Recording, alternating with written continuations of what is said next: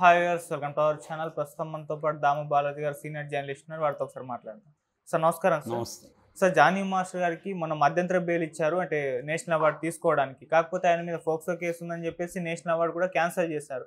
ఇప్పుడు దాని నేపథ్యంలో ఈయనకి ఇచ్చిన మధ్యంతర బెయిల్ని కూడా క్యాన్సిల్ చేశారు. మరి ఆయన రెగ్యులర్ బెయిల్కి అయితే వెళ్ళారు. మరి రెగ్యులర్ బెయిల్ ఏమైనా దొరికే అవకాశం ఉందా? అలాగే వీళ్ళు ఆ అమ్మాయి అండ్ జానీ మాస్టర్ వీళ్ళు రాజీకి వద్దామన్న ఒక ఆలోచన చేస్తున్నట్టుగా బయట వార్తలు అయితే వినిపిస్తున్నాయి. కాకపోతే పోక్సో కేసులో ఈ విధంగా రాజీ పడొచ్చా అన్నది కూడా ఒక చర్చకైతే దారితీసింది. సార్ మీరేం చెప్తారు? ఇక్కడ ప్రధానంగా 2 అంశాలు ఉన్నాయి. ఒకటి జానీ మాస్టర్కి బెయిల్ వస్తుందా రాదా, 2 వాళ్ళిద్దరు కాంప్రమైజ్ అయితే కోర్టు ఒప్పుకుంటుందా, అంటే విత్డ్రా చేసుకోవడానికి అవకాశం ఉందా. పోక్సోలో మామూలుగా వాటిలో విత్డ్రా చేసుకోవచ్చు కేసులు. అయితే ఇక్కడ గమనించాల్సింది ఏంటంటే ముందు బెయిల్ గురించి మాట్లాడినప్పుడు బెయిల్ ఆయనకి మధ్యంతర బెయిల్ ఇంటీరియం బెయిల్ ఇచ్చారు 5 రోజులకి.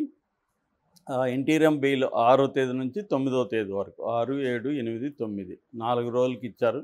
సో 10వ తేదీ మళ్ళీ రమ్మన్నారు. దీనికి ప్రధాన కారణం ఏంటంటే ఆయనకి నేషనల్ అవార్డు ప్రదానం జరుగుతుంది 8వ తేదీ, ఢిల్లీకి వెళ్ళి ఆయన తీసుకోవాలి. అందుకని ముందు వెనక 2 రోజులు ఇచ్చారు, అక్కడ వెళ్ళి తీసుకోవాలి కాబట్టి.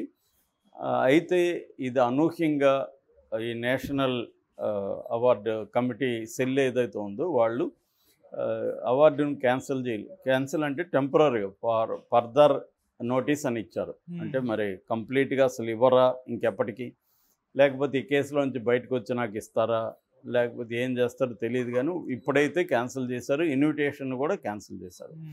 ఈ కాపీని వాళ్ళు జైల్లో ఉన్న ఇతనికి పంపించారు, తర్వాత కౌన్సిల్స్ పంపించారు, పీపీకి పంపించారు, పోలీస్ స్టేషన్ కూడా నార్సింగ్ పోలీస్ స్టేషన్ పంపించారు. దాంతో నార్సింగ్ పోలీసులు ఇమీడియట్గా కోర్టులో బెయిల్ క్యాన్సిలేషన్ పిటిషన్ వేశారు. ఎందుకంటే ఈ బెయిల్ అవసరం లేదు, ఆ పర్పస్ లేనప్పుడు పర్పస్కి సంబంధించిన బెయిల్ కూడా అవసరం లేదు. దాంతో కోర్టు బెయిల్ క్యాన్సిల్ చేసింది. దాంతో మళ్ళీ ఇతన్ని జైలుకి తీసుకెళ్లారు, ఎందుకంటే బయట వచ్చాడు, మళ్ళీ తీసుకెళ్లారు. సో నేను నిన్న వీడియో కూడా చేశాను. వాళ్ళు అలా క్యాన్సిల్ చేయొచ్చా ఒక అవార్డును, ఏ మోరల్ గ్రౌండ్ నుంచి వాళ్ళు అలా చేశారు, లీగల్ గ్రౌండా మోరల్ గ్రౌండా. మోరల్ గ్రౌండ్ నుంచి చేయడానికి వాళ్ళకేం అథారిటీ ఉండదు, లీగల్గా వెళ్ళాలి వాళ్ళు. మోరల్గా ఎందుకు వెళ్తున్నారు అనేది నేను చర్చించాను. సరే దాని పక్కన పెడితే ఇప్పుడు అతను రెగ్యులర్ బెయిల్కి పిటిషన్ వేసినట్టుగా తెలుస్తుంది. సో రెగ్యులర్ బెయిల్ వస్తుందా అంటే పోక్సోలో వెరీ వెరీ డిఫికల్ట్, వచ్చే అవకాశాలు అయితే తక్కువ. కాకపోతే ఇంకొక వాదన ఏమనిపిస్తుందంటే వాళ్ళిద్దరు కాంప్రమైజ్ అయితే ఇది కేసు విత్డ్రా చేసుకోవచ్చా అనేది. మామూలుగా ఈ కేసుల్లో 2 రకాలు ఉంటాయి. ఒకటి compoundable case and non compoundable case అంటారు, కేసెస్ అంటారు. కాంపౌండబుల్ కేసెస్లో విత్డ్రా చేసుకోవచ్చు. కొన్ని అందులో కూడా 2 రకాలు ఉంటాయి. కొన్ని పోలీస్ స్టేషన్లోనే విత్డ్రా చేసుకోవచ్చు, కంప్లైంట్ ఇచ్చినాక మళ్ళీ కంప్లైంట్ వెనక్కి తీసుకోవచ్చు, పోలీస్ స్టేషన్లోనే అది చేసేయచ్చు. కానీ కొన్నిట్లో కోర్టులోకి వెళ్ళి విత్డ్రా పిటిషన్ వేసి నేను ఒక మిస్అండర్స్టాండింగ్ వల్ల నేను ఇతని మీద కేసు పెట్టాను, ఇతను కావచ్చు ఆమె కావచ్చు కేసు పెట్టాను, కాబట్టి నేను విత్డ్రా చేసుకుంటున్నాను అని జడ్జి గారి ముందు అడిగితే, మేజిస్ట్రేట్ ముందు కేసు విత్డ్రా అయిపోతుంది. ఓకే, దీన్ని కాంపౌండబుల్ కేసుల్లో మాత్రం ఇది పనికొస్తుంది. నాన్ కాంపౌండబుల్ కేసులు ఉంటాయి, అంటే సీరియస్ అఫెన్సెస్ అనమాట. సీరియస్ అఫెన్సెస్ కేసులు ఏమవుతుందంటే ఇది వచ్చి ఒక ప్రైవేట్ కంప్లైంట్గా ఇంకా పరిగణించదు కోర్టు, ఇది యాంటీ స్టేట్గా పరిగణిస్తుంది. పోక్సో కూడా అంతే. పోక్సోలో ఏంటంటే ఒక ప్రైవేటు వ్యక్తి కేసు పెట్టినా కూడా కోర్టు ఎలాగ పరిగణిస్తుందంటే ఇది యాంటీ స్టేట్ కిందనే పరిగణిస్తుంది. కాబట్టి యాంటీ స్టేట్ కింద ఉన్నప్పుడు ఒక ప్రైవేటు వ్యక్తి ఆ కేసుని నేను విత్డ్రా చేసుకుంటానంటే కోర్టు ఒప్పుకోదు.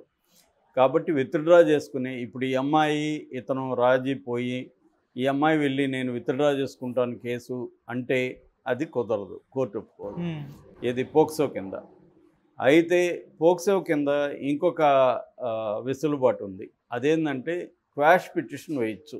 దీన్ని క్రిమినల్ మిస్లేనియస్ పిటిషన్ అంటారు. క్రిమినల్ మిస్లేనియస్ పిటిషన్ అది కూడా హైకోర్టులో వేయాలి, కింది కోర్టులో కుదరదు. క్రిమినల్ మిస్లేనియస్ పిటిషన్ కానీ హైకోర్టులో వేస్తే హైకోర్టు దీన్ని క్వాష్ చేసే అవకాశం ఉంది. హైకోర్టు కూడా కన్విన్స్ అవ్వాలి, ఎందుకు విత్డ్రా చేసుకుంటున్నారు, ఎందుకు పెట్టారు, ఎందుకు విత్డ్రా చేసుకున్నారని కన్విన్స్ అవ్వాలి. కన్విన్స్ అయినప్పుడు క్వాష్ని చేసుకోవచ్చు. For example Shiva Chennappa Wadala versus Maharashtra ఆ, ఒక కేసు ఉంది, క్లాసిక్ కేసు. ముంబై హైకోర్టు ఈ కేసుని క్వాష్ చేసింది.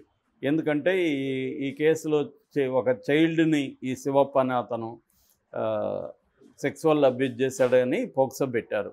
అయితే వాళ్ళ మదరు లేదు, మేము పొరపాటు పడ్డాం, మా మధ్య ఒక మిస్అండర్స్టాండింగ్ వచ్చి మేము అలా అనుకున్నాం కానీ అతను ఏం చేయలేదు అని చెప్పి క్వాష్ పిటిషన్ వేశారు. కోర్టు కూడా దానికి కన్విన్స్ అయింది, అతన్ని వదిలేసింది. అలాగా క్వాష్ పిటిషన్లు దీంట్లో వేయచ్చు. క్వాష్ పిటిషన్ వేసి ఈ అమ్మాయి చెప్పగలిగితే మా ఇద్దరి మధ్య గొడవలు వచ్చాయి, ఆ గొడవల్లో నుంచి నేను అతని మీద ప్రతీకారం తీర్చుకోవడానికి నేను ఇలా పెట్టాను, నా తప్పని ఆమె కోర్టుకి చెప్పచ్చు. అప్పుడు కోర్టు ఆమెకు కూడా ఫైన్ వేసే అవకాశం ఉంది. ఎందుకంటే కోర్టు సమయాన్ని, పోలీసుల సమయాన్ని వృధా చేయడం, అతన్ని ఇబ్బందులకు గురి చేయడం, కాబట్టి ఆమెకు ఫైన్ వేస్తారు. లేదా ఆమెకు కూడా ఏమన్నా శిక్ష వేసినా కూడా వేయచ్చు. ఎందుకంటే ఇలాగ తప్పుడు కేసులు పెట్టి అతన్ని జైలుకి పంపించింది, అతని కెరీర్ పడైంది, ఇవన్నీ ఉంటాయి. కాకపోతే అతను కూడా ఆ ఛార్జెస్ని అతను పెట్టడు.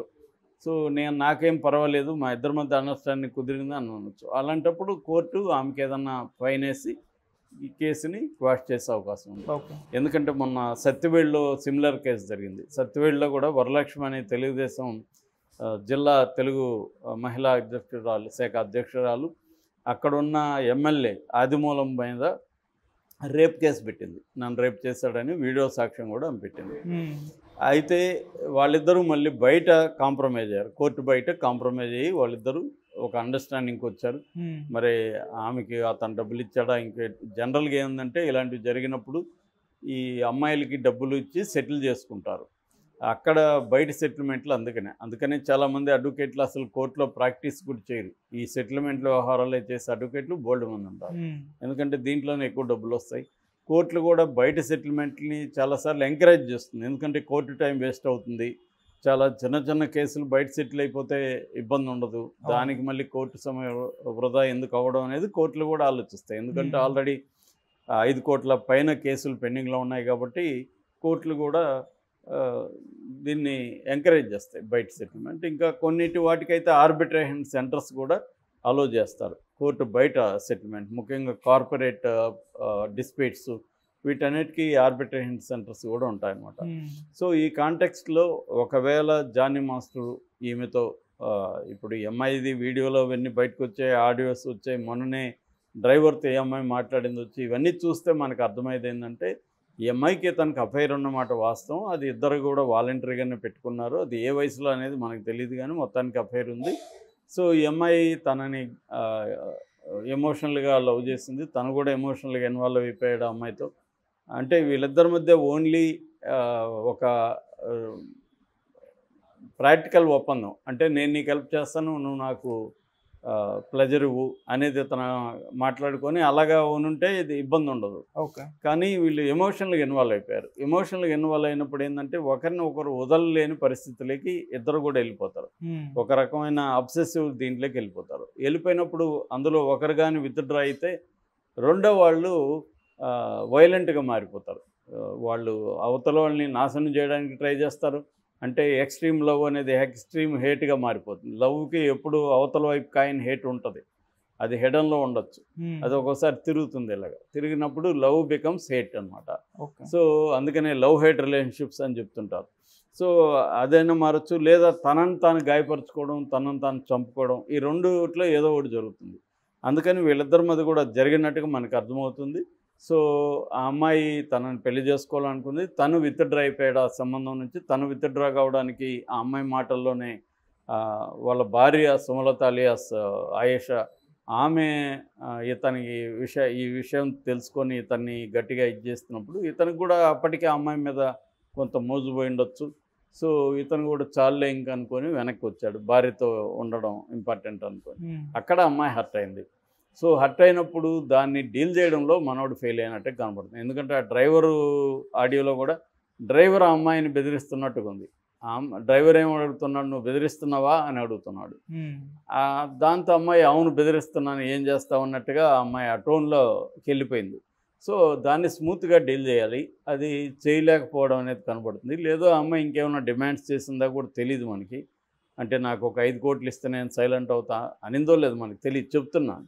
అట్లాంటివి ఏమైనా డబ్బు కావచ్చు, ఇంకోటి కావచ్చు, లేదా నన్ను కూడా పెళ్లి చేసుకొని కావచ్చు, ఏమైనా డిమాండ్స్ అయితే అమ్మాయి పెట్టుండొచ్చు. ఓకే. దానికి తను రెడీగా లేడు.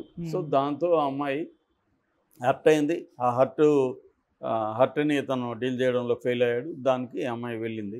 ఇప్పుడు ఇతను రాజీకి వచ్చి, సరే నన్ను ఇబ్బంది పెట్టావు, నీ కక్ష తీరింది కదా, నా కెరీరు ఇబ్బంది అయిపోయింది, నేను జైలుకి వెళ్ళాను, కనీసం ఇప్పుడు నువ్వు కాంప్రమైజ్ అవ్వు, నీకేం కావాలో చెప్పు అని ఇప్పుడు ఎవరో మధ్యవర్తులు ఈ పాటికి మాట్లాడినట్టుగా మనకి అర్థమైంది.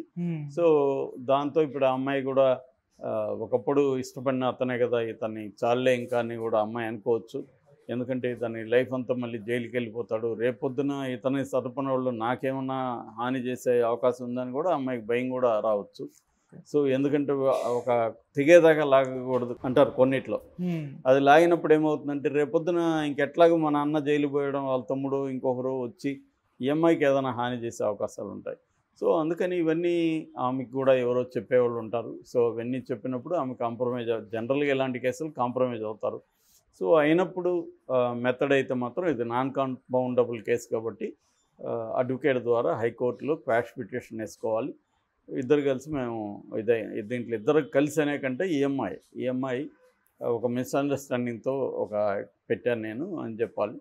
అది కోర్టు అయితే సరిపోతుంది. ఒకవేళ కోర్టు ఒక్కొక్కసారి ఇలాంటి కేసుల్లో క్వాష్ చేయడానికి ఒప్పుకోనప్పుడు ఏంటంటే ట్రయల్ జరిగినప్పుడు సాక్ష్యాలను వీక్ చేసేయడం, సో అవేమి జరగలేదని కోర్టులో చెప్పేసేయడం ట్రయల్లో.